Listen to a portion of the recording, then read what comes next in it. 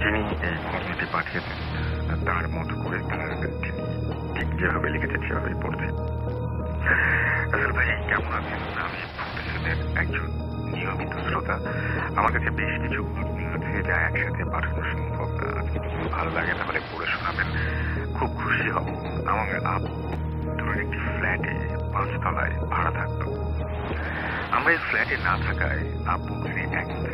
অনেক সময় তিনি থাকতেন না, অর্থাৎ অধিকাংশ সময় ফ্ল্যাট খালি থাকতো।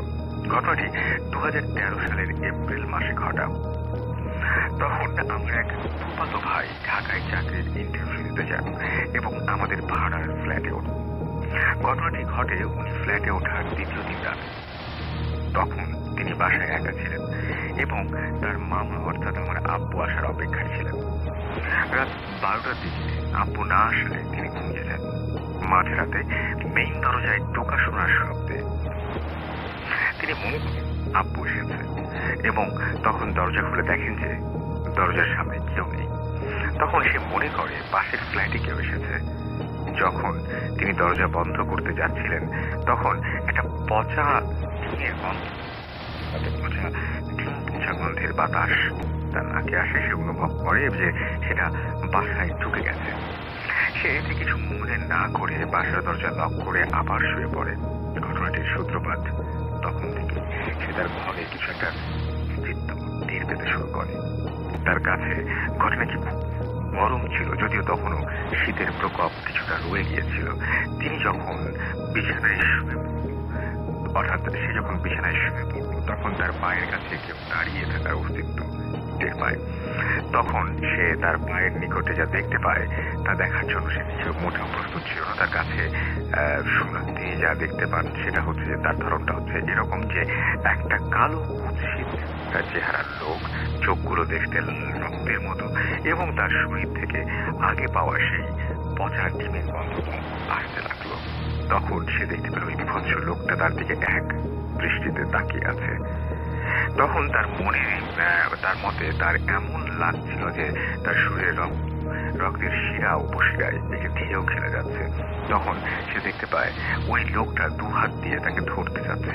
তার হাতটি ছিল খুবই কালো এবং খুবই লোমশ, তার নখগুলো ছিল খুবই বড় বড়। এটা দেখে এক লাফে বিছানা থেকে উঠে যায় এবং মেইন দরজা খুলে লিফট দিয়ে নিয়ে চলে যেতে চাইছিল, কিন্তু সে এতই ভয় পেয়েছিল যে লিফটটি সক্রিয় করতে পারছিল না। সে চিৎকার দিয়ে সেখানে অজ্ঞান হয়ে যায়। তার বাসার দারোয়ান চিৎকার শুনে উপরে আসে এবং তাকে অজ্ঞান অবস্থায় তার রুমে নিয়ে যায়। সকালে তার জ্ঞান ফেরে এবং আব্বুকে এই ঘটনাটা খুলে বলে। এই ছিল ঘটনা। ভালো লাগবে পড়ে শোনাবেন।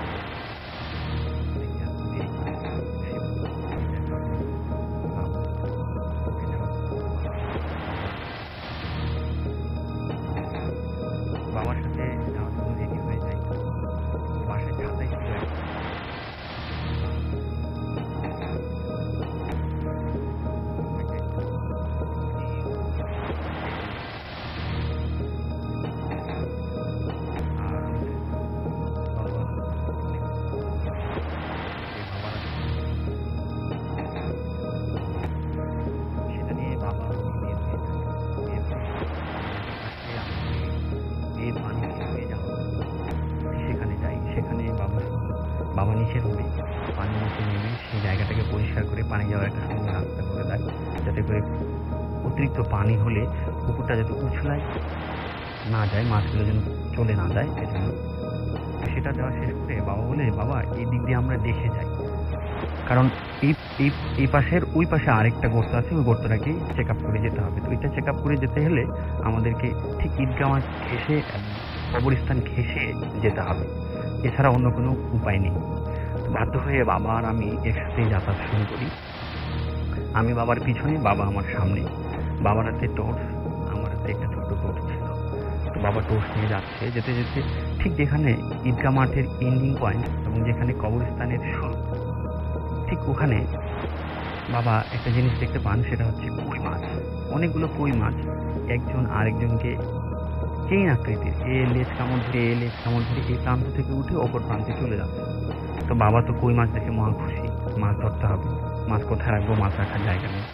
তো আমার কাছে যেই প্লাস্টিকের বস্তা ছিল, বাবা বললো, বাবা এটা খোলো, এটাতে রাখতে হবে, তুমি ভেজো, কিছু হবে না। তো বাবাকে বস্তা দিয়ে দেই। তো ঈদগাহ মাঠের শেষ প্রান্তে প্রকাণ্ড দুইটা বট গাছ আছে, এই প্রান্তে একটা ও প্রান্তে একটা। তো আমরা বট গাছের কাছে যাই, বট গাছের কাছে গিয়ে মাছটা ধরতে শুরু করি। এক সময় আমাদের মাছ পরিপূর্ণ হয়ে যায়, তো আর ধরার কোথাও রাখার ক্যাপাসিটি নেই। এরপরে বাধ্য হয়ে বাবা আর আমাকে ওখান থেকে চলে যেতে হয় মানে আমরা বের হয়ে চলে যাব। আমরা সামনের গর্তটা কিন্তু এখন দেখি, সেটা দেখে আমরা চলে যাব। তো যখনই সামনে যাই, ঠিক কিছু দূর গিয়েছি, অর্থাৎ আমরা কবরস্থানে দুইটা বা একটা কবর আমরা পার হয়েছি। ঠিক এমত অবস্থায় আমার আব্বা একটা জিনিস নোট করলো, যে আমার বাবার সামনে একটা প্রকাণ্ড মানুষ, সে মানুষটা সাদা কাপড় পরা, মাথা নেই এবং তার হাত পা গুলো দেখতে একদম প্রচন্ড কুৎসিত। আমি কিন্তু প্রথমে দেখতে পাইনি। তো বাবা আমাকে হাত দিয়ে এভাবে ঝাটকা মারলো, দেখার জন্য বললো। আমি দেখি, আমি তো কাঁপতে ধরি, প্রায় কান্নাকাটি করার অবস্থা। তো আমার বাবা আমাকে বলে, বাবা তুমি ভয় পেও না। আমি বাবার এক হাত ধরে আছি, আর বাবা বস্তা ধরে আছে, আমার হাতে টর্চ ছিল। বাবা তার ছাতাটা গলায় এভাবে ঘাড়ে পেঁচিয়ে নিয়েছে। তো আমরা ওটাকে দেখে, আমার বাবা দেখেও না দেখার ভান করে রাস্তা পার হতে চায়। যেই না মাত্র পার হতে যায়, তৎক্ষণাৎ এটা প্রকাণ্ড ঢেল, যেটাকে একটা ইট টাইপের বলা যাবে, মাটির একটা স্তূপ আমার বাবার সামনে এসে পড়ে এবং সেখান থেকে অনেক পানি ছিল, সেই পানি থেকে কাদা ছিটকে আমাদের গায়ে পড়ে এবং আমরা প্রায় ভিজে যাই। আবার আমার বাবা সামনে এগোনোর জন্য যখনই চেষ্টা করে, ঠিক আবার অনুরূপভাবে ঠিক একই কাজটা হয়। তো আমার আব্বু তখন কিছু চিৎকার করে, ভয় পেলে মানুষ কিন্তু গান গায়, চিৎকার করে, ঠিক আমার বাবা সেই মুহূর্তে ভয় পেয়ে গিয়েছিল। আমি তো প্রচন্ড ভয় পেয়েছি, আমি তো আব্বুকে ধরে এক ধরনের করে কাঁদতেছি। তো আমার আব্বা যে ভয় পেলে মানুষ যেমন চিৎকার করে, চিৎকার বলে কে এভাবে চিৎকার করে উঠেছে। তো বাবা যখন চিৎকার করে উঠেছে, তখন ঠিক ওই ব্যক্তিটা, মাথা নাওয়ালা ব্যক্তিটা, চিৎকার করে বলতে শুরু করে, তোকে অনেক দিন ধরে খুঁজি, তোকে আমি পাই না, আজ আমি তোকে ছাড়ব। এসব যখন বলে, আব্বু তো আরো প্রচন্ড ভয় পায়। আমার আব্বু বলে, বাবা তুমি দৌড়াতে পারবে? আমি বলি, হ্যাঁ বাবা পারবো। হ্যাঁ বাবা পারবো বলে অনেকভাবে আমরা দ্রুত দৌড়ানোর চেষ্টা করি। যেই না দৌড়ানোর চেষ্টা করি, ঠিক অনুরূপভাবে আবার ঢেলটা আসা শুরু করে। আব্বা এটাকে অতিক্রম করে দৌড়ে আমরা বাড়ি পর্যন্ত যাই। বাড়ি যাওয়ার পরে আমি প্রচন্ড জ্বরে আক্রান্ত হয়ে যাই। বাড়ি যাওয়ার পরে আমার বাবা যে কাজটা করে, আমার চাচা বা আর স্কুলকে নিয়ে আমরা যখন দৌড়ে যাই, তখন কিন্তু আমার মাছের বস্তাটা ফেলে গিয়েছিলাম, মাছের বস্তার মুখটা বাঁধা ছিল। তো আমার আব্বা মাছটা নিয়ে আসার জন্য আবার নিয়ে আসে এবং বস্তাটা আমাদের বাসায় নিয়েও যাওয়া হয়। বাসায় নিয়ে যাওয়ার পর যখন মাছের বস্তাটাকে খোলা হয়, তখন এর মধ্যে কোনো প্রকার মাছ পাওয়া যায়নি, সব ছিল ব্যাঙ। এই ছিল আমার ঘটনা এবং আমি এই ঘটনার পর প্রায় 7 দিন অসুস্থ ছিলাম, আমি ভীষণ অসুস্থ ছিলাম। তখন অনেক ঘুষ দিয়ে, পানি পড়া বা তেল পড়া, এইসব কিছু দিয়ে আমাকে সুস্থ করা হয়। আপনি যা বললেন, আপনার সামনে যে মানুষটা দেখেছিলেন, যেটাকে আপনি বলছেন যে অনেক লম্বা এবং তার কাঁধের উপরে কোনো মাথা ছিল না, এটা তো আপনি একদম নিজের চোখে দেখেন। নিজের চোখে আমি এখানে একটা জিনিস ছেড়ে গেছি, যে ওই লোকটা যখন আমাদের দ্বিতীয় ঢেলটা মারে, তখন লোকটা কিন্তু একটা পা, আমি যে বট গাছের কথাটা বললাম, ঠিক সেই বট গাছে পা দিয়েছিল। দ্বিতীয় ঢেলটা মারার পর সেই বট গাছে একটা পা ছিল এবং দ্বিতীয় পাটা আমরা যখন বাড়িটা পার হওয়ার ওখানে একটা আম গাছ আছে, নাম হচ্ছে জরালি আমতলা। ওই আম গাছটাতে অনেক, ওটা প্রচন্ড অনেক বড় পুরনো আম গাছ। ওই আম গাছে যেমন বিদ্যুৎ চমকালে যেটাকে বাংলা ভাষায় চড়ক বলে, চড়ক ধরেছিল। ওই গাছটা মানে ক্ষত বিক্ষত ছিল, কিন্তু বড় ছিল গাছটা। একটা পা ওখানে ছিল, আর একটা পা ওই আম গাছে ছিল। সেখান থেকে সেই লোকটা আব্বুকে চিৎকার করে বলে যে তোকে আমি অনেক দূর থেকে খুঁজছি, তোকে আমি পাই না। আর আমি যেটা বলছিলাম আর কি, যে এই ঘটনাগুলো আমরা হয়তো বহুবার শুনেছি, এই ধরনের ঘটনা আমরা অনেকের কাছে জেনেছি, কিন্তু সরাসরি কেউ এমনটা খুব কমই শুনেছি। আমি ঠিক মনে পড়ছে না, বাট এরকম শুনেছি যে অমুকে দেখেছেন বা মানে আর কারো কাছ থেকে শুনেছেন সেটা, বাট আপনি আমি নিজের চোখে দেখা এবং আমি স্পষ্ট দেখেছি। রাইট, আপনার তো এই রিলেটেড আরো অনেক ঘটনা আছে, সেই ঘটনাগুলো আমরা ঠিক একে একে শুনবো। আমরা একটু পরে আবার ফিরে আসছি। দ্বিতীয় অতিথি মানে অতিথি যিনি গত সপ্তাহে এসেছিলেন এবং তার সবগুলো ঘটনা এখানে বলে কমপ্লিট করতে পারেনি সেদিন। তো আজকে তিনি বাকি ঘটনা কিছু কিছু ঘটনা আপনাদের শোনাবেন। তবে তার আগে বেশ কিছু SMS রয়েছে। SMS টা আমি একটু পরেই পড়ি, ওনাকে ঘটনায় চলে যাই প্লিজ। আসসালামু আলাইকুম। ওয়ালাইকুম সালাম। প্রথমত আজকে 14 তারিখ, বুদ্ধিজীবীদের জন্য তাদের আত্মার মাগফিরাত কামনা করছি। আমরা সবাই সেটা করছি, তাদের আত্মার শান্তি পাক। আমি আমার ঘটনায় চলে যাচ্ছি। সেটা হলো যে ফার্স্ট অফ অল আমি একটা হোস্টেলে পড়াশোনা করতাম ক্লাস 7 থেকে। 7-এ যখন পড়ি তখন আমি হোস্টেলে চলে যাই। তো আমাদের কম্পাউন্ডটা ছিল অনেক বড়, ভেরি বিগ। তো ওখানে আমরা পড়াশোনা করতাম, খেলাধুলা করতাম, আমাদের সব ধরনের স্কোপই ছিল। তো আমি যে বিল্ডিংয়ে থাকতাম, আমার মা আমাকে দিয়ে আসলো, আমার বাবা মা আমাকে দিয়ে আসলো এখানে। দিয়ে আসার পরে তো আমাদেরকে যে বিল্ডিংয়ে দেওয়া হলো, ওটা 3টা ব্লকে বিভক্ত, A B C। তো সি ব্লকে আমার জায়গাটা হয় আসলে 4টা হয়। তো মনে করেন যে প্রথমত পড়াশোনা নিয়ে অনেক ব্যস্ত, বিকালে খেলার সময় পাই, খেলি। তো আপনার মনে করেন যে অনেক দিন মানে বেশ কিছুদিন কেটে যাওয়ার পর তো রাত্রেবেলা আমরা প্রায় দেখা যাচ্ছে মার্বেলের আওয়াজ পেতাম। তখন আমি ক্লাস 7-এ পড়ি। তো ওইখানে 7 থেকেই নেওয়া হয়। 7-এ পড়ি আমি। আমার রুমমেট যারা ছিল, আমি শুধু ঢাকার ছিলাম। আমার গ্রামের বাড়ি ফরিদপুর, বাট আমি ঢাকার ছিলাম, ঢাকায় পড়াশোনা করেছি। আর ওরা সবাই মফস্বলে ছিল। তো মফস্বল থেকে তো মোটামুটি ওরা তো আসলে গ্রামের ছেলেরা অনেক সাহসী হয়, আমাদের ঢাকার ছেলেদের থেকে গ্রামের ছেলেরা অনেক সাহসী হয়। ওই মার্বেলের আওয়াজ পেতাম আমরা ছাদে।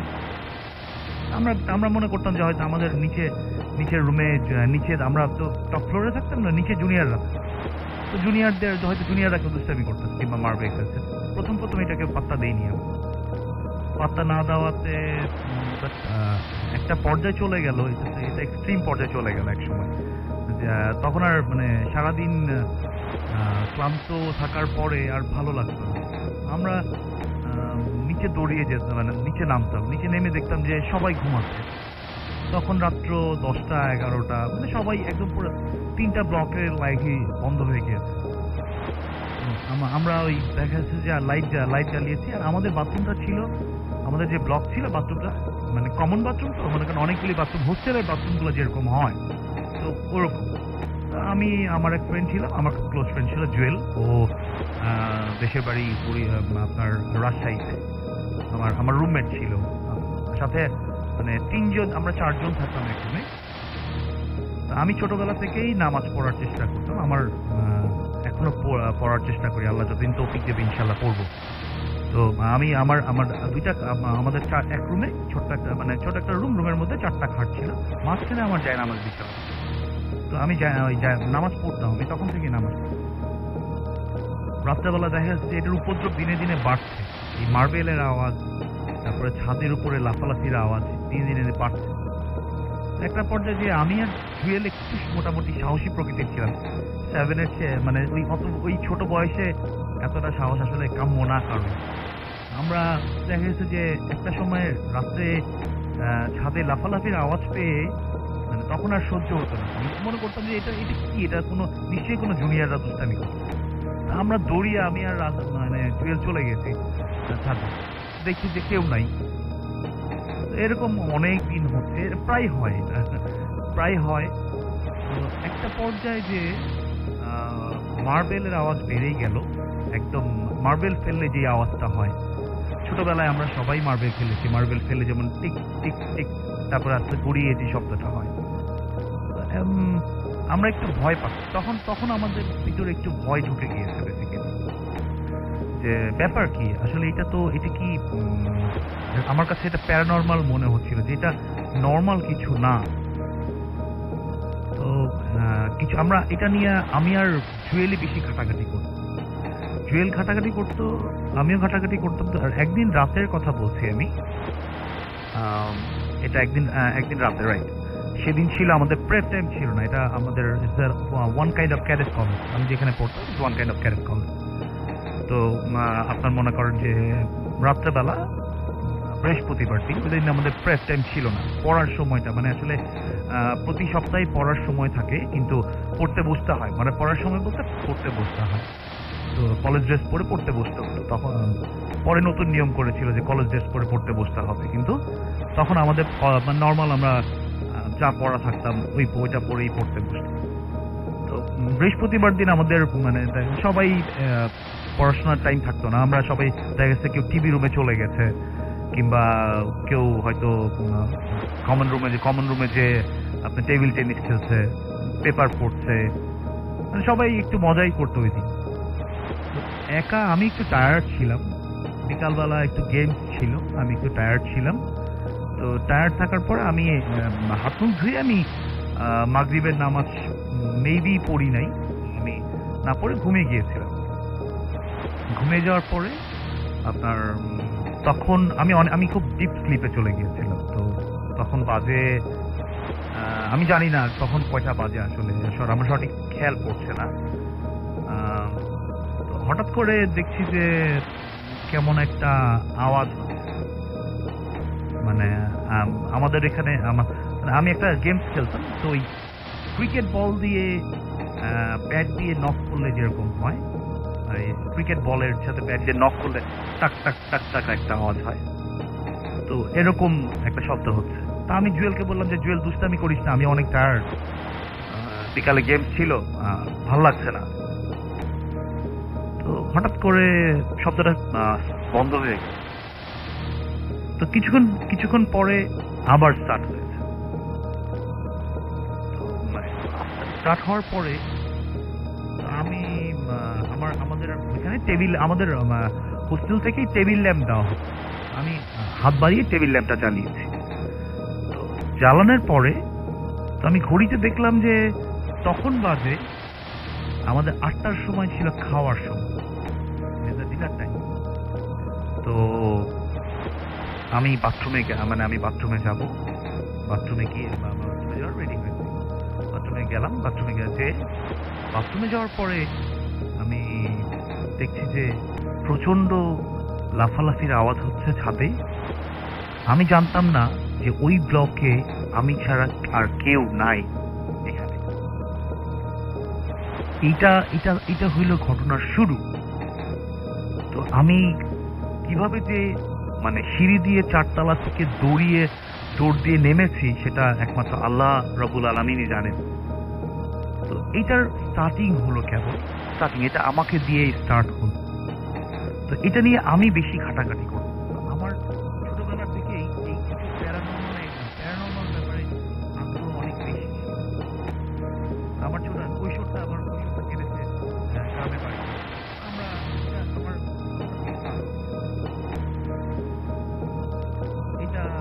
আমাদের এরকম যে আপনার মাসের শেষের আমাদের প্যারেন্টস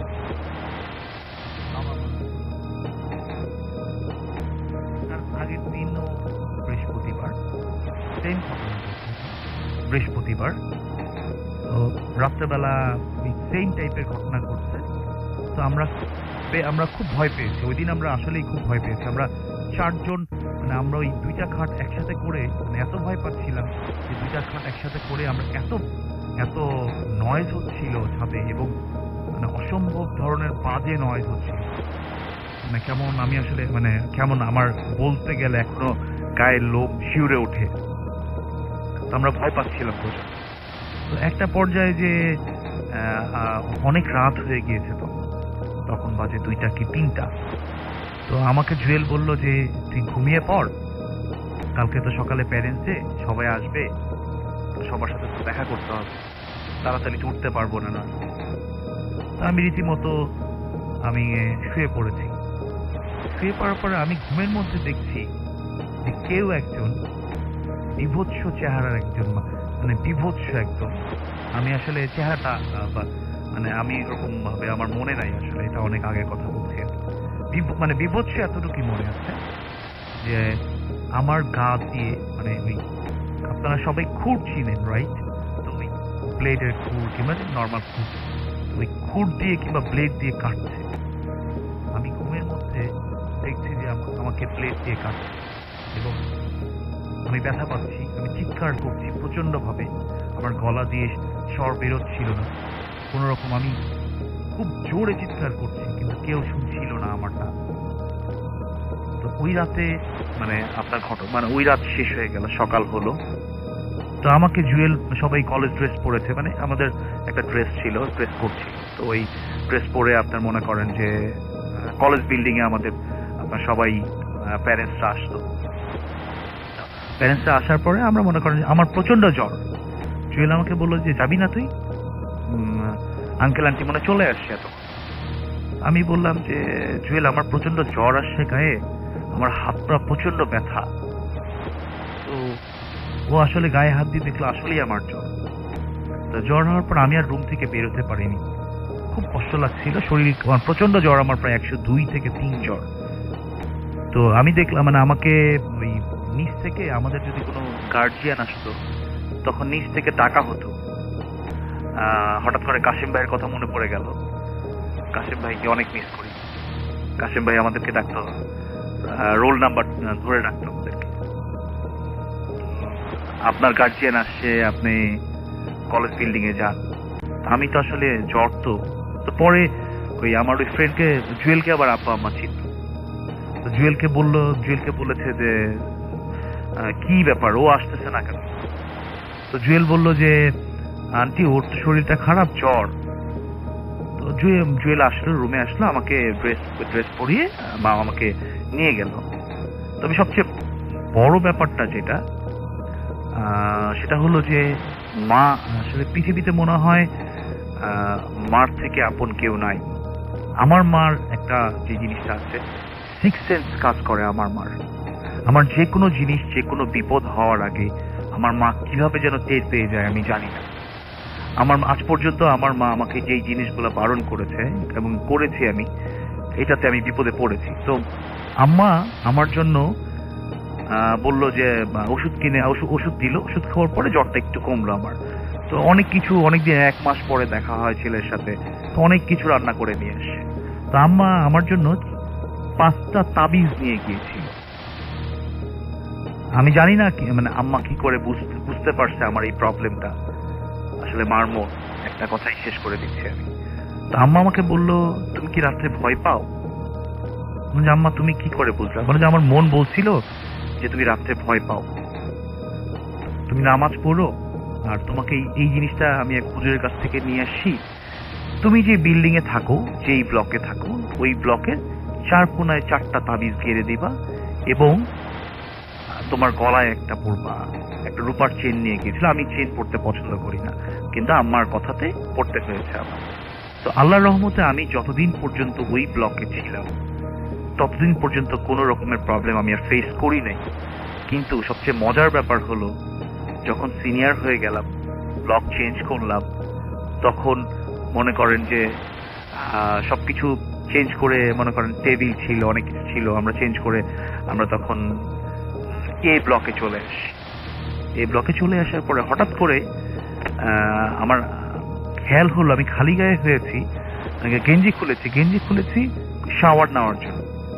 তো হোস্টেলের তো হোস্টেল তো সবই একরকম, সবসময় আমাদের যে বিল্ডিং গুলো ছিল, বিল্ডিং এর দুই পাশে কমন বাথগুলা ছিল। তো আমি আমার গলায় হাত দিয়ে দেখলাম যে আমার চেইনটা আছে কিন্তু তাবিজটা নাই। এটি আমার কাছে সবচেয়ে বড় অবাক বিষয় লেগেছে যে এটা কি আদৌ সম্ভব। তবে ওই ব্লকে যারা আছে, আই হোপ সো এখন পর্যন্ত তারা ভয় পায় না। আমি যেহেতু পাইনি, এরপর থেকে আর কোনো রকমের ওই ব্লকে কোনো রকমের ঘটনা ঘটেনি। তবে আপনার ওইখানের পরে আমি একসময় জানতে পারছি যে ওইটা শ্মশান ঘাটের উপরে ছিল। আমি সরি টু সে, বাট এটা একটা শ্মশান ঘাটের উপরে ছিল। দ্যাটস ওয়াই এই প্রবলেমগুলো হতো। Thank you. ওকে, আপনাকে অনেক ধন্যবাদ। ভাইয়া, আমি সনেট নওগাঁ থেকে বলছি। প্রথমে বলি যে আসলে এই ঘটনাগুলো প্রমাণ করা সম্ভব হয় না, তারপরে আমার কাছে যথেষ্ট প্রমাণ আছে ঘটনাটা প্রমাণ করার মতো। এই ঘটনাটা এখানকার সব মানুষ জানে, আমার ফ্যামিলি মেম্বার্স, আমার ফ্রেন্ডস, আমার টিচার্স, আমার ডক্টরস, এখানকার পুলিশ, এবং সবচেয়ে বড় কথা যে ঘটনাটা দৈনিক করতোয়ায় ছাপা হয়েছিল। তো কৃষ্ণের পরিবার ঘটনাটা জানার পরেও আমার উপর কোনো কেস করেনি। আমাদের দুই পরিবারের মধ্যে মিটমাট হয়ে গেছিল, এবং আমি কাল কৃষ্ণের দিদির সঙ্গে কথা বলেছি, তিনি আমাকে ঘটনাটা শেয়ার করার অনুমতি দিয়েছেন। যাই হোক, আমি সরাসরি ঘটনায় চলে যাচ্ছি। ঘটনাটা ঘটেছিল প্রথম 2002-তে, যখন আমি ক্লাস 4-এ পড়ি। নওগাঁ জেলারই একটা থানার স্কুলে আমি পড়তাম। আমার সাথে একটা ছেলে পড়তো, নাম ছিল কৃষ্ণ। কৃষ্ণের বাবা ছিলেন একজন তান্ত্রিক, কিন্তু কৃষ্ণ ছিল প্রচন্ড বেয়াদব এবং ইরিটেটিং একটা ছেলে। স্কুলে সবসময় বদমাইশি করে বেড়াতো এবং দোষ অন্যদের উপর চাপাতো। বিশেষ করে আমি ছিলাম তার প্রধান বালিকা বাকরা। আমি অনেকবার পানিশড হয়েছি টিচারদের কাছ থেকে, তো আমার খুব রাগ হতো। যাই হোক, এর একটা সাজা দিতে হবে, তাকে শিক্ষা দিতে হবে, এরকম একটা মন মানসিকতাও ছিল তখন। তো আমি চিন্তা করলাম যে একটা শিক্ষা দিই। তো দিনটা ছিল বুধবার। স্কুল ছুটির পরে আমি কৃষ্ণকে বললাম যে কৃষ্ণ, একটু দাঁড়া, তোর সাথে আমি কথা আছে। তো আমি কিছু প্যাচাল পাচ্ছিলাম তার সাথে। যখন দেখলাম যে স্টুডেন্টস, টিচার সবাই চলে গেছে, স্কুল একদম ফাঁকা, তখন আমি বললাম যে কৃষ্ণ, তুই একটু বস, আমি বাইরে থেকে থুতু ফেলে আসি। তো আমি থুতু ফেলার বাহানা করে বাইরে গেলাম এবং দরজার ছিটকানি আটকিয়ে দিয়ে আমি বাসায় চলে গেলাম। তো আমি জানতাম যে 1 ঘন্টা পরে পিয়ন আসবে এবং পিয়ন এসে প্রতিটা ঘর চেক করে দেখবে, যদি কেউ থাকে বের করে দেবে, আর যদি কেউ না থাকে বা সবকিছু ঠিক থাকে সে তালা দিবে। তো ওই 1 ঘন্টা যে ওই ঘরের মধ্যে বন্দি থাকবে, এটাই ছিল ওর শাস্তি। তো আমি নিশ্চিন্ত বাসায় চলে গেলাম। বাসায় গিয়ে খাওয়া দাওয়া করে ঘুমিয়ে গেলাম। পরের দিন সকালে আমার একটা বিভৎস দুঃস্বপ্ন দেখে আমার ঘুমটা ভাঙলো। তো খাওয়া দাওয়া করে আমি আবার স্কুলে গেলাম। স্কুলে যাওয়ার পরে দেখলাম যে অনেক ভিড়। তো আমার মাথায় ঢুকছিল না এত ভিড় কিসে। তো আমি ধীরে ধীরে ভিড়টা ঠেলে ভেতরে গেলাম এবং গিয়ে আমি টোটালি থান্ডার্ড হয়ে গেলাম যে কৃষ্ণের মৃতদেহ সেখানে পড়ে আছে, চোখে মুখে আঁচড়ের দাগ, বিভৎস টাইপের একটা চেহারা, ভয়ঙ্কর। আমি আর 1 সেকেন্ড ওখানে থাকিনি, আমি সরাসরি বাসায় চলে এসেছি। বাসায় আসার পরে আব্বু আম্মুকে শেয়ার করেছি। আব্বু আম্মু বলেছে যে এই ঘটনা আর কারোর সঙ্গে শেয়ার করার দরকার নেই, তোমার সিকিউরিটির একটা প্রশ্ন উঠতে পারে। যাই হোক, পরের মাসে আমরা ট্রান্সফার নিয়ে অন্য একটা থানায় শিফট হই। ঘটনাচক্রে আমার ক্লাস বাড়তে থাকে, আমি বড় হতে থাকি। আমি একটা সময় ঘটনাটা টোটালি ভুলে গেছিলাম। তো এখানে ঘটনা যদি শেষ হয়ে যেত অনেক ভালো হতো, কিন্তু হঠাৎ করে আমি স্বপ্ন দেখা শুরু করলাম যে ছেলেটা আসছে আমার স্বপ্নে, বিভৎস সেই চেহারা, রক্ত শূন্য, ফ্যাকাশে, চোখে মুখে আঁচড়ের দাগ, আমাকে বলছে আমি আসছি, আমি আসছি।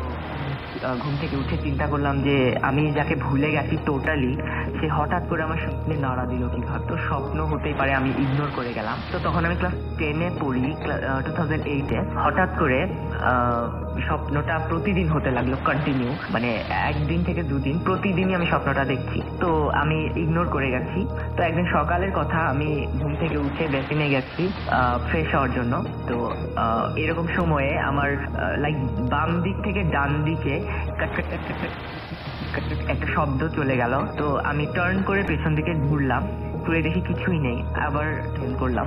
তো টার্ন করার পরে আমার মনে হলো আমি পিছনে সামথিং কিছু দেখেছি, তো আমি আবার টার্ন করলাম এবং নিচে একটা কাগজ পেলাম। কাগজে লাইক রক্ত দিয়ে লেখা আছে যে আমি এসে গেছি। তো খুবই ফানি একটা ব্যাপার, আমি টোটালি ইগনোর করলাম। পরদিন সকালে যেটা হলো সেটা আমি ডাইনিং টেবিলে বসে নাস্তা করছিলাম।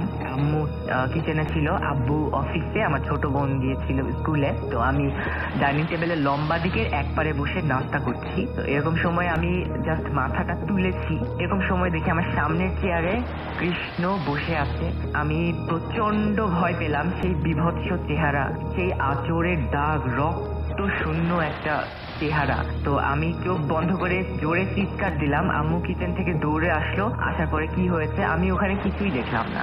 আমি আম্মুকে বললাম, তো আম্মু বললো যে তুমি বেশি হরর মুভি দেখো, এই জন্য হয়তো হ্যালোসিনেশন হচ্ছে, তুমি হরর মুভি দেখা বন্ধ করে দাও। তো আমি তাই করলাম, কিন্তু ঘটনাগুলো চলতেই থাকলো। লাইক এরপরে আমি একদিন রাতের বেলা ঘুমাচ্ছি, তো লাইটটা দেওয়া ছিল। মধ্যরাতের দিকে আমার ঘুমটা ভেঙে গেল এবং আমার সিলিং এর দিকে চোখ গেল এবং আমি দেখলাম যে সিলিং এ কৃষ্ণ উল্টো হয়ে মানে আমার দিকে মুখ করে হাসছে। আর সেই বিভৎস চেহারা কতটা ভয়ঙ্কর আসলে আমি বলে বোঝাতে পারবো না। আমি আবার চিৎকার দিলাম এবং দৌড়ে আম্মুর রুমে চলে গেলাম। সারা রাত আম্মুর কাছেই ছিলাম, ঘুম তো হয়নি। তো ঘটনাগুলো ধীরে ধীরে বাড়তে থাকলো। আমি এখানে ওখানে যেখানে সেখানে ছেলেটাকে দেখছি, স্কুলে দেখছি, ক্লাসে দেখছি, আয়নাতে দেখছি। সবসময় চিৎকার, সবসময় ভয়, আতঙ্ক নিয়ে আমি সবসময় চলাফেরা করি। আমার ফ্রেন্ডসরা আমাকে পাগল ভাবা অলরেডি শুরু করে দিয়েছে। আমার টিচার্সটা পর্যন্ত আব্বুকে বলেছিল সেই সময়। তো এরকম ভাবেই চলছিল। আমার ফ্যামিলি আমাকে একটা ভালো সাইকিয়াট্রিস্টের কাছে ট্রিট করার জন্য নিয়ে গেল এবং আমার ট্রিটমেন্টও হচ্ছিল। তো লাস্ট একটা ঘটনা যেটা ঘটলো আমার সঙ্গে সেটা হচ্ছে যে আমাদের একটা পেয়ারার গাছ ছিল। তো আমি নিচে ধানি জমি ছিল, আমি পেয়ারার গাছে উঠলাম পেয়ারা পাড়ার জন্য। তো পাড়ার সময় আমি হঠাৎ করে দেখলাম যে আমার উপরের ডালে কৃষ্ণ আছে। তো আমি মোটামুটি ইউজ টু হয়ে গেছি, তারপরে ভয় পাচ্ছিলাম, কিন্তু হঠাৎ করে একটা স্পর্শ ধাক্কা আমার শরীরে অনুভব করলাম এবং আমি পড়ে যাচ্ছি। আমি বুঝতে পারলাম যে আমি পড়ে যাচ্ছি। ঠিক পড়ে যাওয়ার সময়ে আমার মনে হলো যে একটা গাছের ডাল আমার গলায় প্রচন্ড জোরে আঘাত করলো এবং তারপরে সব অন্ধকার, আমি আর কিচ্ছু জানি না। তো স্বাভাবিকভাবে আমার জ্ঞান ছিল হসপিটালে। তো আমার প্রচন্ড গা ব্যথা, প্রচন্ড দুর্বলতা, আমি কিছুই বুঝতে পারছি না। দেখলাম যে আমার ফ্যামিলি মেম্বার্সরা সবাই রাউন্ড করে আমাকে ঘিরে আছে এবং সবার মুখে একটা স্মাইল। তখন আমি দেখলাম আমার জ্ঞান ফেরা দেখে। তো আমি হসপিটাল থেকে বাসায় চলে এসেছি। বাসায় আসার পরে আমি যে জিনিসটা দেখে সবচেয়ে বেশি অবাক হলাম সেটা হচ্ছে যে আমি ওই গাছ থেকে পড়ে যাওয়া আর আজকের মধ্যে 2 মাসের ব্যবধান। মানে এটা আমি ভাবতেও পারছি না যে 2 মাস আমি কিভাবে কি করলাম। আমি কি কোমাতে ছিলাম নাকি আমি কি হয়ে গেছিল। তো আমি সবাইকে জিজ্ঞেস করছিলাম, কেউ আমার কথায় গুরুত্ব দিচ্ছিল না, বলছে তুমি ঠিক আছো, তোমাকে আর কিছু জানতে হবে না। তো অনেক প্রেশার দেওয়ার পরে তারা আমার কাছ থেকে মুখ খুললো। ব্যাপারটা এরকম হয়েছিল যে আমি যখন গাছ থেকে পড়ে গেলাম তখন আমাকে হসপিটালাইজ করা হয় এবং আমার গলায় একটা ডাল এসে প্রচন্ড জোরে আঘাত পেয়েছিলাম। তো সেই জন্যই আমার ভোকাল কর্ডে একটু প্রবলেম হয়ে গেছিল। তো ডক্টর বললো, আমার জ্ঞান কিন্তু এসেছিল, ডাক্তার বললো যে আপনারা ইএনটি স্পেশালিস্টের কাছে নিয়ে যান, কারণ আমি কথা বলতে পারছিলাম না। তো ইএনটি স্পেশালিস্ট আমার গলার এক্সরে করে দেখলো এবং বললো যে ভোকাল কর্ড, যেটা থাইরয়েড গ্ল্যান্ডের কাছে থাকে গলায়, যেটা দিয়ে আওয়াজটা বের হয়, ভোকাল কর্ডে প্রচন্ড আঘাত পাওয়ার জন্য আমার ভোকাল কর্ডটা কিছু অ্যাবনর্মাল হয়ে গেছে। কিছুদিন ট্রিটমেন্টের পরে সে কথা বলতে পারবে, বাট তার ভোকাল কর্ডের কন্ডিশন খারাপ। তো যারা লিসেনার তারা শুনেও বুঝতে পারবেন যে আমার গলাটা এখনো অনেকটা চাইল্ডিশ, আর ওই ঘটনার পর থেকে ডেভেলপ হয়নি। যখন আমি কথা বলি আমার আওয়াজটা ভোকাল কর্ডের এক জায়গায় বাধাপ্রাপ্ত হয়ে বের হয় বলেই চাইল্ডিশ শোনায়। যাই হোক, তারপরে বাসায় আমাকে নিয়ে আসা হলো, ট্রিটমেন্ট চলছিল, কিন্তু আমি তখন টোটালি উন্মাদ হয়ে গেছি। লাইক একে ওকে ধরে মারামারি করি, ঝগড়াঝাটি করি, গালিগালাজ করি, চিল্লাচিল্লি করি, মানে একদম টোটালি উন্মাদ টাইপ। তো আমাকে শিকল দিয়ে পর্যন্ত বেঁধে রাখা হয়েছিল, যেটা খুবই দুঃখজনক একটা ব্যাপার। এবং আমার ফ্যামিলি মেম্বার্সরা তখন আমার জন্য যে পরিমাণ সাফার করেছে সত্যি আজকে মনে হলেও না আমার কান্না চলে আসে। যাই হোক, অনেক ঘটনাই তখন ঘটেছিল, তার মধ্যে উল্লেখযোগ্য একটা ঘটনায় আমি বলি। সেটা হচ্ছে একদিন আম্মু কিচেনে ঢুকে দেখে যে আমি ফ্রিজের উপরে বসে ফ্রিজ থেকে বের করে কাঁচা মাংস খাচ্ছি আর অট্টহাসি হাসছি, যে জিনিসটা দেখে আম্মু ভয় পেয়ে গেল, চিৎকার চেঁচামেচি, অন্যরা আসলো, আমাকে ধরে নামালো সেখান থেকে। এবং ওই দিন থেকেই আমার প্রচন্ড ভমিটিং, ডায়রিয়া শুরু হয়। আমার প্রচন্ড ফ্লুইড লস হতেই থাকে। আমাকে হসপিটালাইজড করা হয়, প্রায় শকে চলে যাওয়ার মতো অবস্থা। আমাকে ফ্লুইড দেওয়া হচ্ছে, তারপরেও আমার রিকভারি হচ্ছে না। আর একটা কথা না বললেই নয়, সেটা হচ্ছে যে আমি বারবার বলছিলাম যে আমি চলে যাব, আমি একে নিয়ে যাব, আমি একে তোরা কেউ বাঁচাতে পারবি না। তো একটা ফ্যামিলির জন্য এটা আসলেই অনেক দুঃখজনক একটা ব্যাপার যে একটা ছেলে সে বলছে যে একে নিয়ে যাব টাইপের। তো আম্মু তখন আব্বুকে বলছিল যে ছেলেকে কবিরাজ দেখাও। তো আব্বু কোনো মতেই যেতে রাজি নয়। এডুকেটেড ফ্যামিলি যা হয় আর কি, এইসব বিলিভই করে না। তো লাস্টলি আম্মুর চেঁচামেচিতে আব্বু গেল এক কবিরাজে। তো কবিরাজ বলল যে ছেলের উপর বান মারা হয়েছে টাইপের, ব্ল্যাক ম্যাজিক করা হয়েছে। তো কে করেছে এটা আর বলতে পারলো না।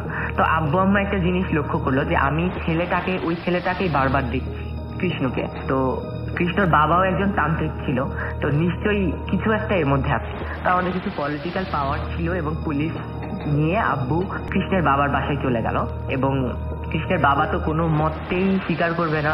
শেষ পর্যন্ত তাকে ভয় দেখানো হলো যে তোর বাড়িঘর পুড়িয়ে দেওয়া হবে তুই যদি না স্বীকার করিস। তো শেষ পর্যন্ত কৃষ্ণের বাবা স্বীকার করলো যে হ্যাঁ, সেই আমার উপরে এই ডাইনি বিদ্যাটা করেছিল, ব্ল্যাক ম্যাজিকটা করেছিল। এবং তার উদ্দেশ্যটা এরকম ছিল যে সে কোনোভাবে জানতে পেরেছে যে তার ছেলের মরার জন্য আমি দায়ী ছিলাম। তো আমাকে সে মারতে চেয়েছিল এইভাবে। তো পরে প্রেসারে এসে আমার উপর থেকে সেই ব্ল্যাক ম্যাজিকটা তুলে নেওয়া হয় এবং তারপরে আমি সুস্থ হয়ে বাসায় আসি। তো তারপরে আমার আমি কিউরিয়াস হয়ে গেছিলাম যে ব্ল্যাক ম্যাজিক জিনিসটা আসলে। তো আমি আমার একটা গ্রামের একটা চাষির বাবা, উনি আবার ব্ল্যাক ম্যাজিক করতেন। তো ওনার কাছে গিয়েছিলাম কিছুদিন।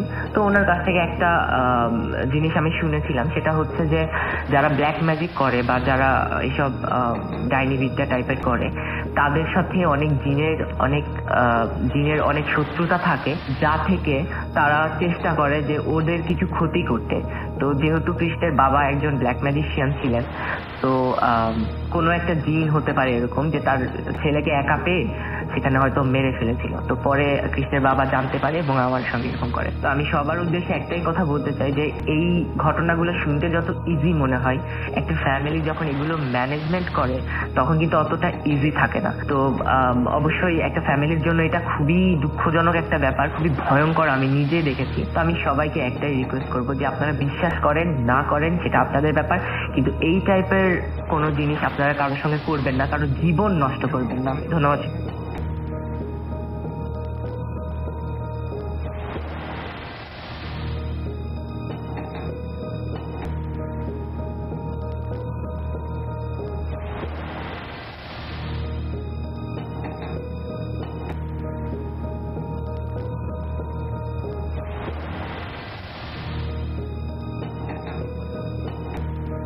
ভাই, ইসমাইল ভাই, রহিম ভাই, এদেরকে এবং বেশি কিছু ছিল না। ওরা এখানে আমাকে আসার জন্য inspiration করেছিল। আমি আমার দ্বিতীয় গল্পে চলে যাচ্ছি। আমি তখন ক্লাস 10 ক্লাস শুরু হয়েছে। আমি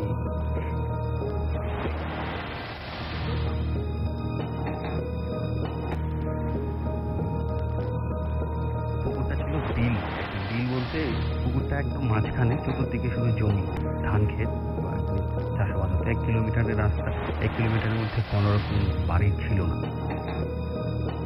তো পুকুরটাকে আমরা শুকাবো দ্যাট মিনস হচ্ছে তখন শীতকাল ছিল। পুকুরটার পানি সম্পূর্ণ ফেলে দিয়ে সেখান থেকে যে রাক্ষসে মাছ আছে সেটাকে নিধন করা হবে। নিধন করে সেখানে ডিম ফেলা হবে, ডিম থেকে রেণু থেকে চারা উৎপাদন করা হবে।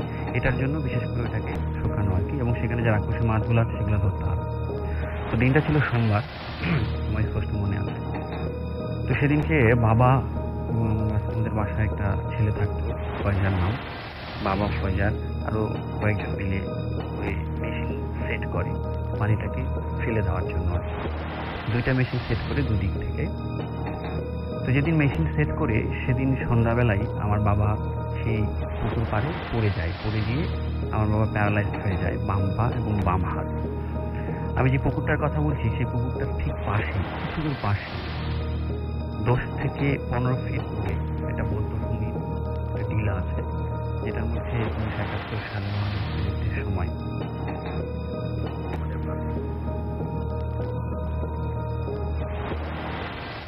পাক বাহিনীরা।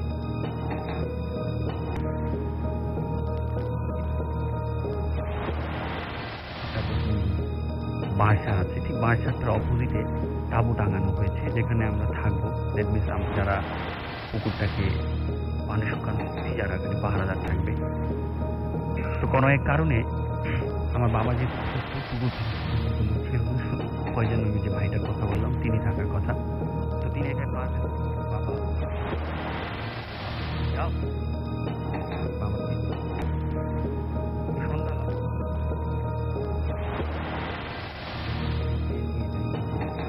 নিয়ে যাওয়া হয়, তেল নিয়ে যাওয়া হয়, নিয়ে যাওয়ার পরে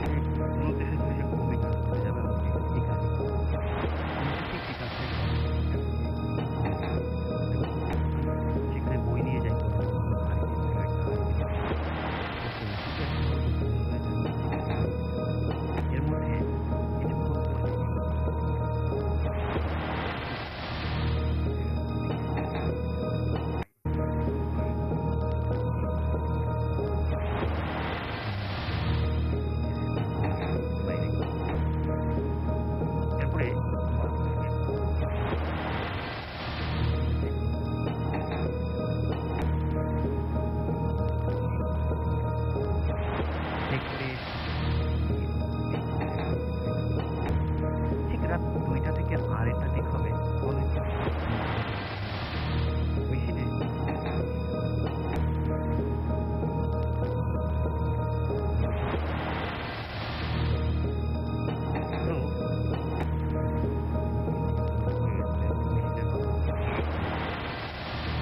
লিক হওয়ার কারণে পড়ে গেছে। আমি বিছানা থেকে উঠে তাঁবুটার বাইরে ঠিক তখন যে বাড়িটার একটা পারিবারিক বাড়িধারের ডালে দেখছি আমার এই ডালে খুলে এটা দেখে আমি প্রচন্ড ভয় পেয়ে যাই, এবং ভয় পেয়ে আমি তৎক্ষণাৎ আমার বরাবর আমাকে ভয় লাগতেছে, দেখুন এটা কি। তো বরাব্বা বের হয়ে কিছু দেখতে পায় না, শুধু আমি দেখতে পাই। বরাব্বা বলে এটা ভয় পাওয়ার কিছু নাই, ওই যেখানে কবরস্থানে কথা বলছি সেখানে রশিদ নামের একটা লোককে 2-3 দিন আগে মাটি দেওয়া হয়েছিল, কবর দেওয়া হয়েছিল। বরাব্বা বলছে যে ওটা ও হবে, ও ভয় দেখাচ্ছে আমাদের, তুমি ভয় পেও না, তুমি যাও। আমি মেশিনটা বন্ধ করার উদ্দেশ্যে গিয়েছি। যখন মেশিনটা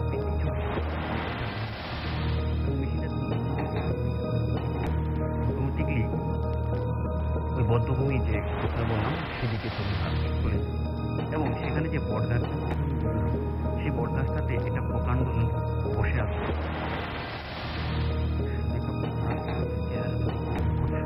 অন্যরকম বিভক্ত ব্যাখ্যা আমার কাছে, এবং সেই লোক ইশারা করছে কি এরকম ইশারা করছে। আমি ভয় পেয়ে চিৎকার করে আমার দেখো কথাটা বলা শেষ হয়নি, এই মুহূর্তে শুধুমাত্র ওই বটগাছটা ছাড়া আর কোথাও কোনো রকম ঝড় বা কোনো কিছু নেই, শুধু ওই বটগাছটাতে প্রচণ্ড ঝড়, এবং ওই বটগাছটা থেকে বাতাস প্রচণ্ড আসতেছে, এবং ঝড় হলে যেরকম একটা শব্দ হয়, শব্দ এরকম শব্দ হচ্ছে। আমি প্রচণ্ড ভয় পেয়েছি, ভয় পাওয়ার কারণে বরাব্বাকে জড়াই ধরি, বাড়ি দিয়ে আসবো, আমি থাকবো না বলে, না কিছু হবে না বলে চলো ওই মেশিনটা বন্ধ করবো। ওই মেশিনটা বন্ধ করে ঠিক আমরা যখন অভিমুখে ফেরত আসবো, তাঁবুর অভিমুখে ফেরত আসবো, ঠিক একইভাবে ওই লোকটিকে আমি সহ বরাব্বা আবার দেখতে পাই। তখন বরাব্বা ভীত হয়ে যায়। তখন বরাব্বা সিগারেট ধরানোর জন্য যেই না মাত্র সিগারেটের দিয়াশনের কাঠি জ্বালাতে যাবে, ঠিক সেই মুহূর্তে সামান আমার গালে প্রচণ্ড একটা থাপ্পড় মারার কারণে আমি প্রচণ্ড ব্যথা পাই এবং কাঁপতে শুরু করি। তো বরাব্বা তখন, জানি না তিনি অ্যাটাক হয়েছিলেন কিনা কি, তখন আমার বরাব্বা তখন আমার হাত দুইটা টেনে আমাকে সেই তাঁবুর কাছে নিয়ে যায়, নিয়ে যেয়ে আমার গলাটা প্রচণ্ড আকারে চেপে ধরে এবং আমাকে মেরে ফেলবে এরকম অবস্থা। আমি পারছিলাম না চিৎকার করতে, পারছিলাম না কোনো কিছু। তো সমানভাবে আমার হাতে কিন্তু একটা লাইট ছিল, স্টিলের লাইট, যেটা ব্যাটারি সিস্টেম লাইট ছিল। সেই লাইটটা দিয়ে আমি বরাবর মাথায় প্রচণ্ড জোরে আঘাত করি। আঘাত করার কারণে বরাবর মাথা থেকে রক্ত ঝরছিল এবং যখন আঘাত করি আমি লাথি মেরে দৌড়াই পালে আসতে চাই, কিন্তু বরাবর আমাকে ধরে বলে, কি তুমি পালাচ্ছ কেন, কি হয়েছে তোমার, কেন তুমি কোথায় যাচ্ছ? আমি বলছি কোথায় যাচ্ছি, আমি ওনাকে বলছি না আপনি আমাকে মারে ফেলতেছিলেন, আপনি আমার গলা চিপে ধরছিলেন, আমি আব্বাকে বলে দেবো এটা। না আমি তো এটা কখনো করি না। তাহলে আপনার মাথায় এটা কেন রক্ত, এই রক্ত কোত্থেকে আসলো বলেন? কেন, কোথা থেকে আসলো? আমি মারছি আপনি। এরপরে যে কাজটা হলো, সকাল হয়ে আসছে এরকম পর্যায়ে, পুকুর কিন্তু শুকানো প্রায় শেষ। এখন পুকুরে মাছ ধরতে হবে, কিন্তু এর মধ্যে আমার গলাটাতে যে গালে যে থাপড় মেরেছিল, এরপর থেকে আমি গলাটাকে সামনেও নিয়ে আসতে পারছি না, পিছনেও ঘোরাতে পারছি না, বামেও নিয়ে যেতে পারছি না। আমার ডান গালে মেরেছিল, ডান গালে মারার কারণে আমার গলাটা বাম দিকে ঘুরেছিল, আমি ডান পাশে নিয়ে আসতে পারছি না। এবং ওই দিন সকালবেলা আমার শরীরে যেটা হলো, ছোট ছোট এক ধরনের ফসকারা পড়লো এবং এই ফসকারা গলে গলে, যেটাকে আমরা পক্স বলে থাকি, এই গলে গলে পানি পড়তে শুরু করলো। বাবা ডাক্তার দেখালো, অনেক কিছু ডাক্তার, বড় ডাক্তারের কাছে নিয়ে গেল, শহরে নিয়ে গেল, কিন্তু কোনো কাজ হয় না। পরে আমার আব্বা স্থানীয়ভাবে আমাদের এক বেলাল নামে চাচা আছেন, যিনি প্রচণ্ড ধার্মিক মানুষ, হজ করেছেন 2 বার। ওই চাচার কাছে নিয়ে গেল। ওই চাচা বলল যে আমাকে নাকি খুব ছোটবেলা থেকেই আমার একটা জিন আছর করে আছে, জিন টাইপের, যে জিনটা সবসময় আমার পিছু নিয়ে থাকে এবং সেই জিনটা আমাকে হত্যা করতে চায়। এই ছিল রাসেল ভাই ঘটনা। আপনাকে অনেক ধন্যবাদ আপনার ঘটনার জন্য। বিরতিতে যাওয়ার আগে আমরা আরো একটা ঘটনা শুনবো। আবারও যাচ্ছি আমরা ইসি ভাইয়ের কাছে, তার আরো একটা ঘটনা শোনার জন্য।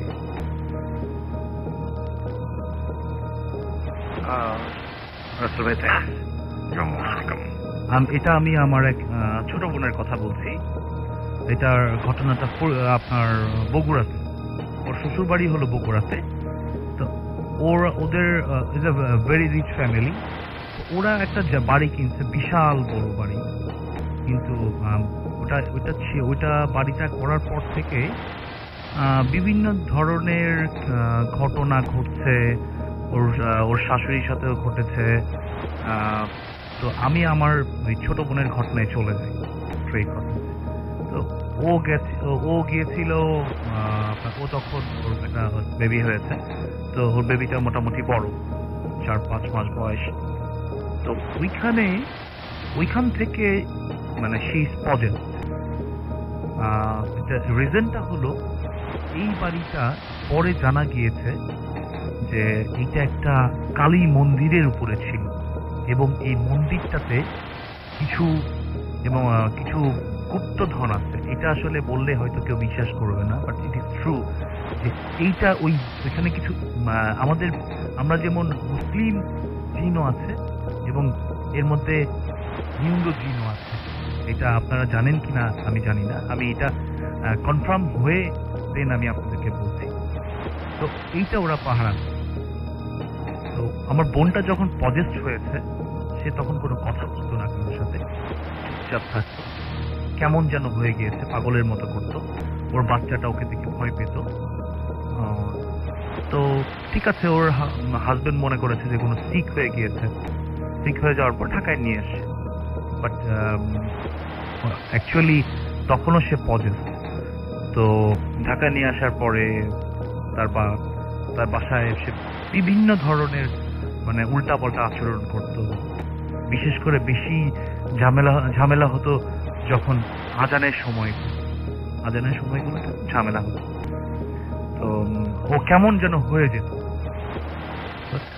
একদিন রাত্রেবেলার কথা বলছি আমি, ওকে দেখছে, আসলে ওর কোনো হিতাহিত জ্ঞান ছিল না। তো ওকে মানে ওদের বাসাটা হলো আরামবাগ, মিরপুর আরামবাগে। তো ওর হাজবেন্ড বাসায় ছিল না। তো ও বাসায় ড্রেস পরা ছিল, চুলগুলা এলোমেলো। আমার বোনটা দেখতে মাশাআল্লাহ অনেক সুন্দর, চুলগুলা এলোমেলো। ও বাস থেকে বের হয়ে গিয়েছে কাউকে কিছু না বলে। তো বের হয়ে যাওয়ার পরে অনেক দূর ওই হাঁটতে হাঁটতে হাঁটতে হাঁটতে ওই দিক দিয়ে বেরিবাদে চলে যাওয়া যায়। তো ওর আসলে লাকিলি মানে এটা বলতে হবে আল্লাহরই রহমত যে লাকিলি ওর এক ফ্রেন্ড ওকে দেখেছে যে ও এমন ভাবে রাস্তায় চলছে যে যেটা ওকে দিয়ে কখনো এক্সপেক্ট করার মতো না। তো ওকে জোর করে ধরে বাসায় নিয়ে আসে। বাসায় নিয়ে আসার পরে তো ওকে অনেক ডাক্তার দেখানো, সাইকিয়াট্রিস্ট দেখানো হয়েছে। ও মনে করে যে কোনো সাইকোলজিক্যাল প্রবলেম, যে এরকম করছে কেন। কিন্তু সবচেয়ে বড় ব্যাপারটা হলো ওর বাচ্চাটা ওর কাছে যেত না। যতদিন পর্যন্ত পজেস ছিল ওর বাচ্চাটা ওর কাছে যেত না। এবং এর মাঝখানে ওরা যখন বুঝতে পারছে যে ইট ইজ মানে এটা একটা কোনো নর্মাল ঘটনা না, এটা কোনো সাইকোলজিক্যাল ঘটনা না, তখন ওরা একজনের, আমি নাম উচ্চারণ করছিলাম, একজনের মাধ্যমে তারা ওই বাড়িতে, যেই বাড়ি থেকে সে পজেসড হয়েছিল, বগুড়াতে পজেসড হয়েছিল। প্রচন্ড শীত, মানে ডিসেম্বর মাস, প্রচন্ড শীত, বগুড়াতে অনেক শীত পড়ে। সে ওইখানে গিয়েছে এবং ওই ঘরে যে থাকার চেষ্টা করছে। এবং বাই দ্য ওয়ে ওই লোকটা জিন আনতে পারে, মানে ভালো ভালো জিন আনতে পারে। তো উনি চেষ্টা করে দেখছে, উনি থাকতে পারেনি। উনি এক রাতও উনি ওই ঘরে থাকতে পারেন। এত এত মানে ওই ঘরে ঢোকার পরে নর্মাল, বাইরে নর্মাল ওয়েদার, বাট আমি এই মানে আমি কিছু জিনিস শুনেছি আমাদের এখানে সুমন ভাইয়ের কাছে যে ওনাদের সাথে এরকম ঘটনা ঘটেছে যে বাইরে প্রচন্ড শীত, ভিতরে প্রচন্ড গরম। সেম ব্যাপারটা ওই যে ভাইটার গিয়েছিল সেই ভাই সেম ফিল করছিল। প্রচন্ড গরম, মানে এত গরম হয়ে গিয়েছে ঘর, চিন্তাই করা যায় না। এটা মানে অকল্পনীয় গরম, মানে মনে হয় যেন মানে কেউ মানে আগুন দিয়ে ওনার গায়ে ছেক দিচ্ছে। তো উনি আর ওই মানে থাকতে না পেরে উনি বাইরে এসে, তো বাইরে চলে এসে উনি তদবিরে বসছে। তদবিরে মানে উনি ওনার দেশে চলে আসে। তো দেশে চলে আসার পরে তো ওই যে জিনটা ছিলেন, ওই জিনটা খবর নিয়ে দেখছে যে এইটা ছিল, আমি আগেই বলেছি যে এটা হলো এই বাড়িটা, এই বাড়িটা ছিল একটা কালী মন্দিরের উপরে। এবং এইখানে একটা কিছু গুপ্তধন টাইপের কিছু একটা আছে, যেটা ওইখানকার 7 জন মানে বিধর্মী জিন, মানে যেটাকে বলে আপনার মানে জিনদের মধ্যেও যারা কি বলবো আর জিনদের মধ্যে যারা মানে না, আল্লাহকে মানে না, তার বিধর্মী বেসিক্যালি তারা ওইটা পাহারা দেয়। মানে কালী পূজা, কালী সাধনা যারা করে, বেসিক্যালি এখানে কালী সাধনা করা হতো। তো ওই বাড়িটা ওরা অনেকবার বিক্রি করার চেষ্টা করেছে, কিন্তু বাড়িটা বিক্রি করতে পারেনি। তো এখন লাস্ট টাইমে ও যখন খুব সিভিয়ার অবস্থায় চলে গেল, তখন ওদেরকে ওই যে বড় ভাই ছিল সাজেস্ট করলো যে ওই বাড়িটা বিক্রি করে দেওয়ার জন্য, যে এটা ভালো হবে না। বাট ওই বাড়িটা আজ পর্যন্ত আছে, ওই বাড়িতে কেউ থাকে না। কারণ হলো যে কেউ থাকতে পারে না, তারা প্রচন্ড ডিস্টার্ব করে। দেখা গেছে যে রান্নাঘরে খাবার রাখছে, খাবারের মধ্যে খাবার নষ্ট করে দিয়েছে। তো আমাদের ঢাকারই, আমার বাসার কাছে একজন খুব ধার্মিক একজন লোক ছিল। তো আপনারা জানেন কি না আমি জানি না, তো ওনার ঘরে উনি টের পেয়েছে, ওকে দেখেই টের পেয়েছে যে সে পজেস। ওনার কনিনক বলে, আমি জানি না কনিনকই মনে হয়, কনিনক ধরে চাপ দিছে, ভিতরে ঘরে ঢুকানোর চেষ্টা করছিল। তো ঘরে ঢুকছিল না সে, তার চোখগুলা বের হয়ে আসতেছিল, বিভৎস চেহারা হয়ে গেছে। একটা মেয়ে যদি মনে করেন যে মানে একটা সুন্দর মেয়ে যদি হঠাৎ করে ভয়ঙ্কর রূপ ধারণ করে, সেটা যে কতটা ভয়ের হতে পারে সেটা যে দেখছে সেই বলতে পারবে। চোখগুলা বড় বড় লাল, একদম চোখগুলো লাল হয়ে গিয়েছে, চুলগুলা মানে এলোমেলো হয়ে আছে। তো সে অনেক কষ্ট করার পরে ওই লোক তার সাথে কথা বলে, মানে ওই জিনদের সাথে কথা বলছে, একটা এগ্রিমেন্টে আসছে যে ওই বাড়িতে যাওয়া যাবে না। ওই বাড়িতে যদি তাদেরকে ডিস্টার্ব করা হয়, তাদেরকে তাহলে এদেরকে একে তো মারবেই, প্লাস এর বাচ্চাটাকেও মেরে ফেলবে। তো অনেক কষ্ট করার পর ওকে তাবিজ দেওয়া হয়েছে, পানি পড়া দেওয়া হয়েছে। তারপরে শি ইজ অ্যাবসলিউটলি নর্মাল। তো রাসেল ভাই, আমি এই সেম টাইপের একটা স্টোরি আমার আরেকটা কাজিনের ঘটনা, যেটা ব্ল্যাক ম্যাজিক যেটা বলে। এটা আমরা পরে শুনবো তাহলে অবশ্যই। হ্যালো, Okay, অনেক আমি ধন্যবাদ। ডাক্তার লালানু শর্মিন, থাকি আমেরিকার কলোরাডো স্টেটে। যে ঘটনাটি আজকে আমি ভূত এফএমের লিসনারদের সাথে শেয়ার করতে চাই সেটি আসলে আমার এক্সপিরিয়েন্স করা কোনো ঘটনা না। বেসিক্যালি ঘটনাটি ঘটেছিল আজ থেকে 2 বছর আগে আমার হাজব্যান্ডের সাথে। তখন সে ইউনিভার্সিটি অফ টেক্সাস স্যান অ্যান্টনিওতে পিএইচডি করছিল। তো এমন সময় তার কাছে মাইক্রোসফট থেকে একটি অফার আসে ইন্টার্নশিপের। অফারটি ছিল সিয়াটলে। তো স্যান অ্যান্টনিও থেকে সিয়াটল প্রায় 40 আওয়ার্স ড্রাইভ। পুরো রাস্তা আমার হাজব্যান্ড একাই ড্রাইভ করে গিয়েছিল। প্রায় 16-17 ঘন্টা ড্রাইভ করে new Mexico Colorado state cross করে যখন সে ওয়ার্মিং স্টেটে পৌঁছায় তখন লোকাল টাইম রাত 2টা-3টা। তো এই বিশাল জার্নির মাঝখানে সে কয়েকবার গ্যাস স্টেশন রেস্ট এরিয়াতে থামে বিশ্রাম এবং খাওয়া দাওয়ার জন্য। তো ওয়ার্মিং এ যখন সে পৌঁছায় তখন অনেক টায়ার্ড অ্যান্ড এক্সস্টেড ছিল সে। তো আশেপাশে হোটেল খুঁজতে থাকে, কিন্তু ওয়ার্মিং এ যেখানে সে ড্রাইভ করছিল সেই এরিয়ায় প্রায় 100-150 মাইলের মধ্যে কোনো জনবসতিই ছিল না। তো বাধ্য হয়ে সে ঘুম ঘুম চোখে ড্রাইভ করতে থাকে। তো সেখানে মাইলের পর মাইল কোনো গাড়ি চলছিল না, গাড়ির হেডলাইটের আলো ছাড়া কোনো আলো ছিল না। তো সেই আলোতে রাস্তার হলুদ নির্দেশক দাগগুলো ছাড়া আসলে কিছুই দেখা যাচ্ছিল না। তো এভাবেই ঘুম ঘুম চোখে যেতে যেতে অনেক দূরে রাস্তার ঠিক মাঝখানে হঠাৎ সেই কালো রঙের কোনো কিছু একটা জাস্ট কালো রঙের একটা ছায়া নড়াচড় করতে দেখতে পান। তো পরিষ্কারভাবে দেখার জন্য গাড়ির হেডলাইটের ব্রাইটনেস বাড়িয়ে দিয়ে সে দেখে লাল রঙের হ্যাট অ্যান্ড গাউন পরিহিত একজন ভদ্রমহিলা খুব অসহায় ভঙ্গিতে দাঁড়িয়ে আছে। তো হাইওয়েতে গাড়ি চলছিল 90 মাইলস স্পিডে। তো ব্রেক করতে করতে মহিলার খুব কাছে এসে ডানের ঠিক আগ মুহূর্তে সে দেখে মহিলা যেখানে দাঁড়িয়ে ছিল সেখানে আসলে কেউ নেই। জায়গাটি ক্রস করে আসার পরে গাড়ির রিয়ার ভিউ মিররেও সে তাকিয়ে দেখে কেউ নেই, কাউকেই দেখতে পায় না। তো এরপর প্রায় ঘন্টাখানেক ড্রাইভ করে একটি হোটেল পেয়ে সেখানে সে যাত্রা বিরতি দেয়। মানে এই ঘটনার পরে পুরোটা সময় তার মনে হচ্ছিল গাড়ির পেছনের সিটে হয়তো কেউ বসে আছে। তো পেছন থেকে কারো শ্বাস প্রশ্বাস নেওয়ার শব্দ আসছিল, এরকম একটা ফিলিং হচ্ছিল তার। এইভাবেই সে ডেসক্রাইব করে আমার কাছে ঘটনাটি। কিন্তু সে যখন পেছনে তাকিয়ে দেখে আসলে দেখে পেছনের সিটে কিছুই নেই। তো এই ঘটনার পর থেকে মাঝে মধ্যেই রাতে গাড়ি চালানোর সময় তার নাকি মনে হতো যে পেছনে হয়তো কেউ বসে আছে। এরপর রিয়ার ভিউ মিররে একবার সে লাল হ্যাট এবং একজন চোখ দেখতে পায়। তো কিছুদিন পর সে তার প্রিয় গাড়িটি বিক্রি করে নতুন অন্য আরেকটি গাড়ি কিনে।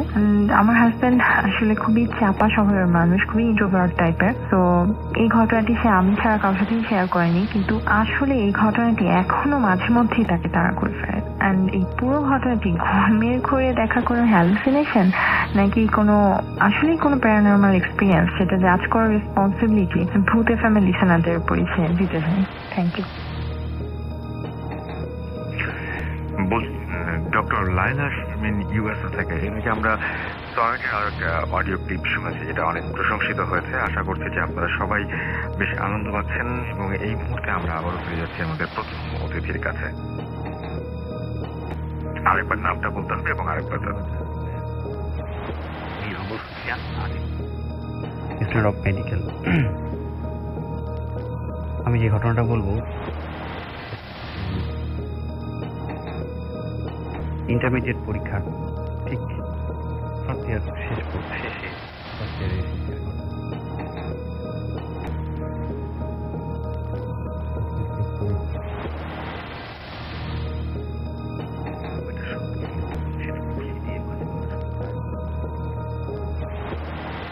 তো এই বড়শি দিয়ে মাছ ধরার শখ থাকার কারণে তখন বর্ষাকালের শেষ, প্রায় বর্ষা শেষ হয়ে এসেছে।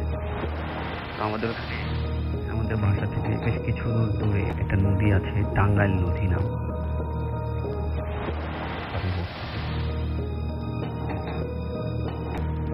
তো আমাদের বাড়ির পাশেই এক বড়াপা ছিল।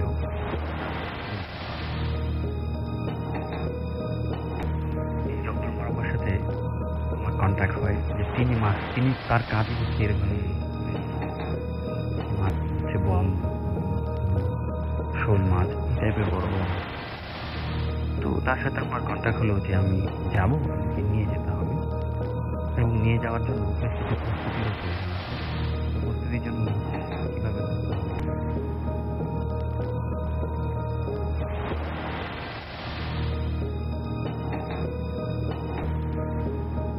তো আমি তার আগে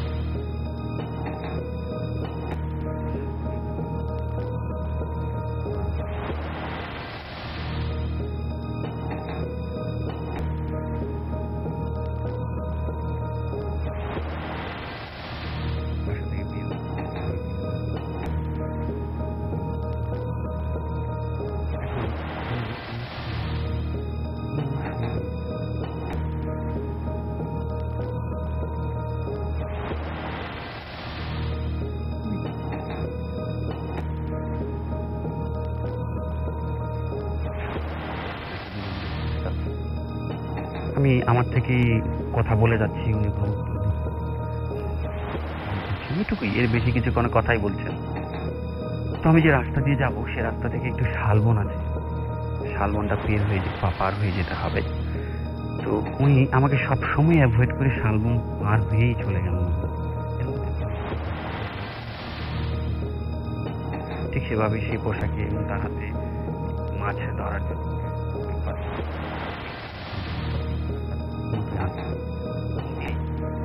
আমরা নদীর ধারে চলে এসেছি। নদীর ধারে এসে আমি চিৎকার করে কথা বলছি। আমি বড়শি লাগিয়ে ফেলেছি। বড়শি লাগিয়ে ফেলার পরে হঠাৎ করেই দেখি আমার বড়শিতে একটা মাছ ধরেছে। আমি চিৎকার করে বলি, উনি কিন্তু আমার থেকে অনেকটা দূরে। আমি চিৎকার করে বলি, আবছা আবছা অন্ধকার, আবছা আবছা আলু আর এরকম। আমি ওনাকে চিৎকার করে বলি যে বড়াব্বা কি করবো, বলে যাও তুমি। আমি মাছ নদীতে এক হাঁটু পানিতে নামতে হবে, মাছটা ছুটতে। আমি যখন এক হাঁটু পানিতে নেমে যখন মাথা নিচু করে মাছটা ছুটাতে গিয়েছি, তখন পানিতে ডুবিয়ে দিয়েছি। আমি কোনোভাবে নিঃশ্বাস নিতে পারছি না, কোনোভাবে কিছু করতে পারছি না। হঠাৎ করেই আমার মাছটাকে যেন ছেড়ে দিয়েছে এবং আমি প্রচন্ড ভয় পেয়ে আমি কাঁপতে চিৎকার উনি সারা শব্দই করছেন। আমি ছোট ঠিক যেখানে বসেছিলাম, যেখানে আমি বসার জন্য একটা জায়গা করেছিলাম, ঠিক সেখানে গিয়েছি। সেখানে গিয়ে বরাবর চিৎকার করছি, আসছেন না। উনি কিছুক্ষণ পরে আবার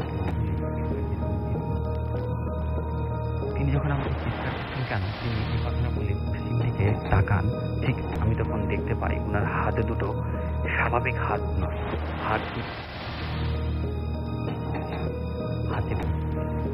কিন্তু মনে হচ্ছে যে হাতটা কেমনির অবস্থা আছে, যে এই মুখে গুলে পুড়ে পড়ে যাবে। আমি প্রচন্ড ভয় পেয়ে যাই। ঠিক তৎক্ষণাৎ এরকম মাছ ধরার কথা বলে অনেককে নাকি ডেকে নিয়ে যায়, মেরে ফেলে।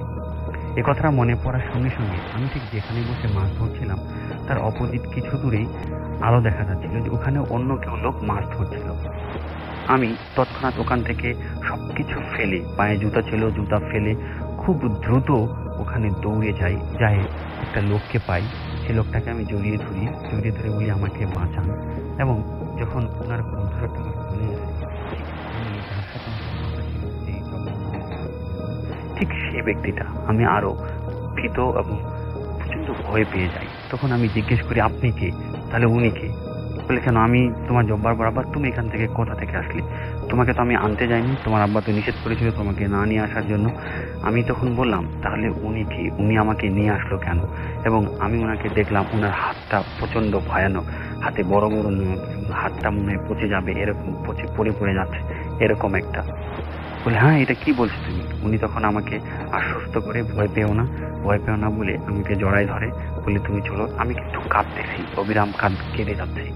এবং উনি তখন আমাদের মাছ মারা শেষ হয়ে যায়, আমরা তখন ঠিক চলে আসার পথে আমরা ঠিক যখন শালবনটা পার হব, ঠিক মাঝপথে যখন আসি, মাঝপথে আসার পথে ঠিক ওই লোকটা, ওই আবরণের লোকটা এবং বিভৎস চেহারায়, এবার নতুন বিভৎস চেহারায় এসে উনি আমাদেরকে ভয় দেখানোর চেষ্টা করছেন ঠিক এভাবে যে উনি আমাদের সামনে আসতেছেন, আমরা ওনার সামনে যেতে পারছি না, পিছাচ্ছি। তখন আমার ওই জব্বার বরাবরটার সামনে গিয়ে ওনার হাতে যে বড়শি ছিল বড়শিটা ঘোরাতে ধরে। তখন তিনি একটা কথা বলেন যে তোদেরকে আজকে ছেড়ে দিলাম বলে কিভাবে যেন আমার ওই জব্বার বরাবরটা মাটিতে পড়ে যাওয়ার সাথে সাথে ওনার হাত এবং পা প্যারালাইজড হয়ে যায় এবং উনি 9 বছর প্যারালাইজ ছিলেন। 9.5 বছর পরে তিনি মারা যান। এবং সেখানে যে ঘটনাটা ঘটে, তিনি আমাদেরকে জানিয়েছিলেন যে তাকে তার বুকে কেউ একজন লাথি মেরেছিল, কিন্তু আসলে কেউ তো তাকে লাথি মারেনি। যদি লাথি মেরে থাকে তাহলে ওই দৃশ্যটাই কেউ লাথি মেরেছিল। আপনাকে অনেক ধন্যবাদ আপনার ঘটনার জন্য, অনেকগুলো ভালো ভালো কিছু ঘটনা উপহার দেওয়ার জন্য আমাদেরকে। এবং আমি প্রথমে আপনাকে জিজ্ঞেস করেছিলাম যে এই ঘটনাগুলো আপনার সামনে ঘটেছে কিনা। আপনি বলছিলেন যে আপনার সামনে ঘটেছে, এবং আপনার বাসা তো দিনাজপুরে, রাইট? দিনাজপুরে, আপনি দিনাজপুরের অধিবাসী। এবং আমি খুবই অবাক হয়েছি যে এরকম একজন মানুষকে পেয়ে যিনি সরাসরি স্বচক্ষে অনেক কিছু দেখেছেন। এরকম মানুষ সাধারণত পাই না, সাধারণত ফ্যামিলির ঘটনা থাকে বা এরকম মানে খুব কম পরবর্তী অতিথির কাছে এবং সরাসরি তার পরিচয় জেনে নিয়ে তার কাছ থেকে ঘটনা শুনবো। আপনার নামটা আরেকবার বলতে হবে। আমার নাম আকবর রাব্বি, আমি মিরপুর থেকে এসেছি। তো আমি যে ঘটনা বলবো সেটা আমার দাদির থেকে শোনা। এই ঘটনা ঘটেছিল পুরান ঢাকায় 1983-তে। আমাদের পাশের ফ্ল্যাটে এক ভদ্রমহিলার বাচ্চা ওদিন হয়েছে। তো বাচ্চা হওয়াতে ওই দিনই সেম ডেতে পাশের বিল্ডিং এ একটা হিন্দু পরিবার থাকতো, যেখানে এক ছেলে আত্মহত্যা করেন। তো নর্মালি বাচ্চা হলে কান্নাকাটি করে, তো ওই বাচ্চা কান্নাকাটি করেছে এবং এটা স্বাভাবিক ছিল। বাট কিছু সময় যাওয়ার পর বাচ্চাটা হঠাৎ করে প্রচন্ড বেগে চিৎকার করে কান্নাকাটি শুরু করে এবং অস্বাভাবিকভাবে কাঁদতে থাকে, এবং তার কান্না কোনোভাবেই থামানো যাচ্ছিল না। তো অনেকে করে খাওয়ানোর চেষ্টা করে, কেউ খেতেও চাচ্ছে না, ঠিক আছে।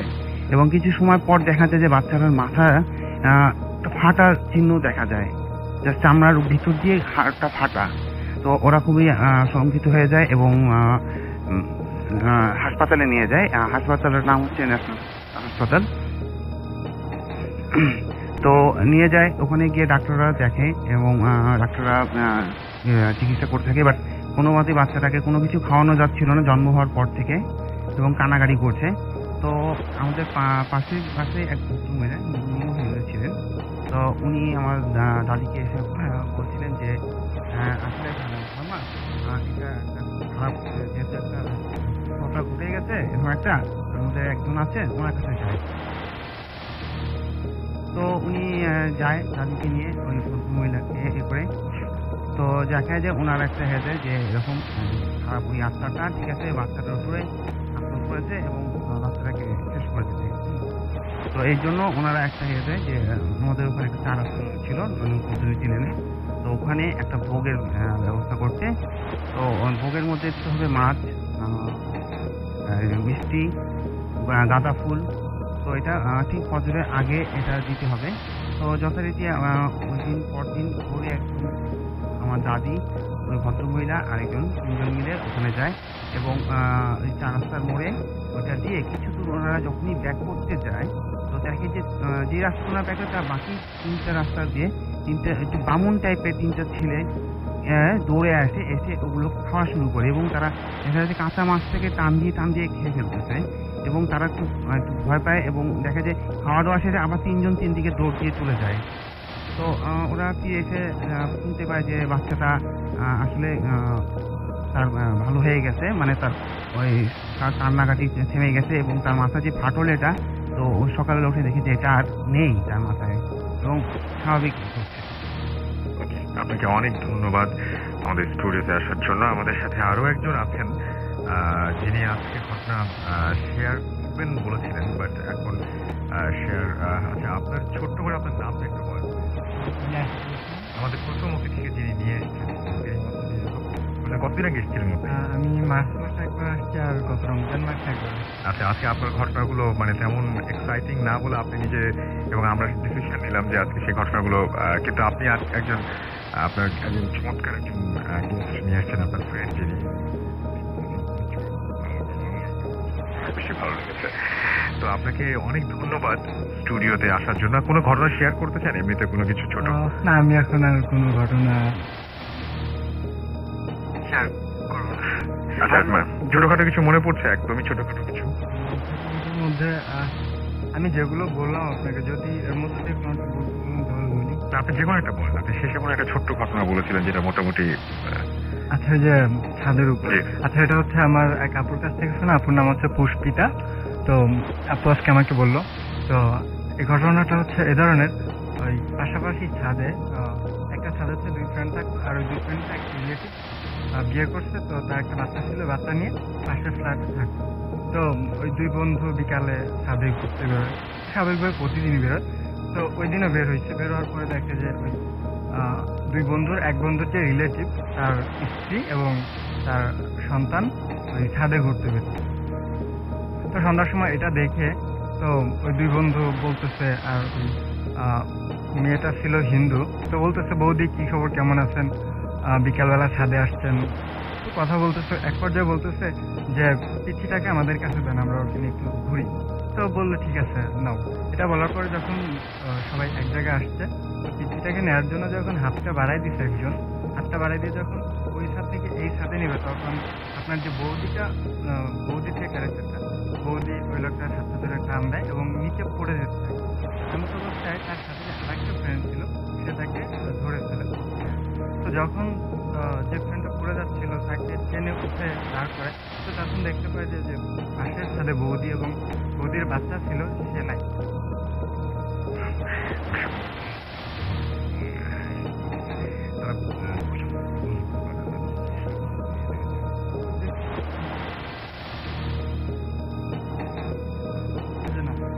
আমি তো ছাদে যাই না, বা আমাদের ছাদটা অনেকদিন ধরে বন্ধ আছে। ওকে, অনেক ধন্যবাদ আপনাকে।